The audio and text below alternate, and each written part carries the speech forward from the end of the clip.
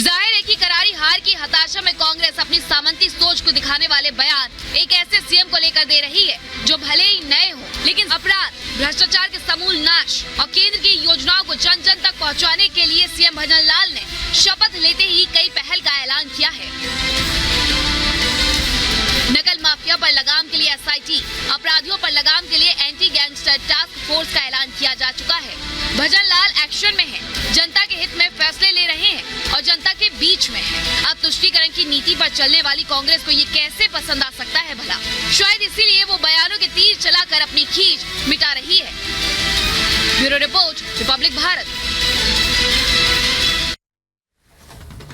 और अब बढ़ेंगे खबरों में आगे। एक्टर सुशांत सिंह राजपूत और उनकी पूर्व मैनेजर दिशा सालियान केस को लेकर केंद्रीय मंत्री नारायण राणे ने बड़ा बयान दिया है और उन्होंने दावा किया है कि दोनों ने ही यहां पे आत्महत्या नहीं की थी, दोनों की हत्या की गई थी। रिपोर्ट देखिए। दिवंगत अभिनेता सुशांत सिंह राजपूत और उनकी पूर्व मैनेजर दिशा सालियान की मौत को लेकर केंद्रीय मंत्री नारायण राणे ने बड़ा दावा किया है। एक तरफ जहां पूरे मामले में एसआईटी की जांच जारी है, तो वहीं दूसरी तरफ नारायण राणे के इस दावे ने हड़कंप मचा दिया है। सवाल उठने लगे हैं कि क्या सुशांत सिंह राजपूत और दिशा सालियान का मर्डर हुआ था। बता दें कि केंद्रीय मंत्री राणे ने दावा किया है कि सुशांत और दिशा की हत्या हुई थी। उन्होंने कहा कि जब दोनों की हत्या हुई तब वे सरकार में थे और मर्डर में एक मंत्री का हाथ था। हालांकि नारायण राणे ने किसी का नाम तो नहीं लिया, लेकिन उन्होंने कहा कि अगर जांच होगी तो सच्चाई सामने आ जाएगी।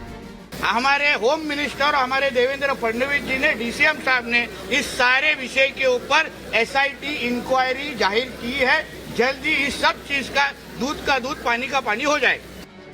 मामले की जांच भी जारी है, लेकिन राणे के इस बयान के बाद मामले ने एक बार फिर तूल पकड़ लिया है। Bureau report, Republic Bharat.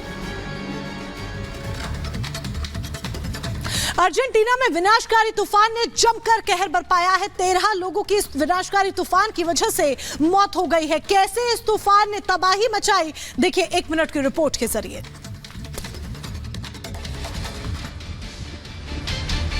तबाही की ये तस्वीरें अर्जेंटीना की हैं, जहां पर कुदरती प्रहार के चलते लोगों को भारी नुकसान का सामना करना पड़ा।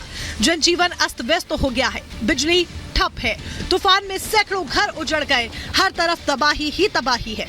अर्जेंटीना के बाहिया ब्लांका शहर में तेज तूफान के चलते करीब 13 लोगों की मौत हो गई। बताया जा रहा है कि तूफान से बचने के लिए लोगों ने एक स्पोर्ट्स क्लब में शरण ले रखी थी, लेकिन क्लब की छत गिरने की वजह से 13 लोगों की मौत हो गई। तस्वीरों में देखा जा सकता है कि दक्षिणी अमेरिकी देश के अटलांटिक तट पर आए भीषण तूफान के बाद दरअसल हालात क्या है। वहीं अर्जेंटीना के राष्ट्रपति कार्यालय ने पीड़ितों के परिवारों के प्रति संवेदना व्यक्त की है और लोगों से घरों के अंदर रहने की अपील की है। तूफान का खतरा अभी तक टला नहीं। बताया जा रहा है कि अर्जेंटीना के लोगों को 150 किलोमीटर प्रति घंटे से अधिक रफ्तार के साथ विनाशकारी हवा के झोंकों का सामना करना पड़ सकता है। Bureau report, Republic Bharat.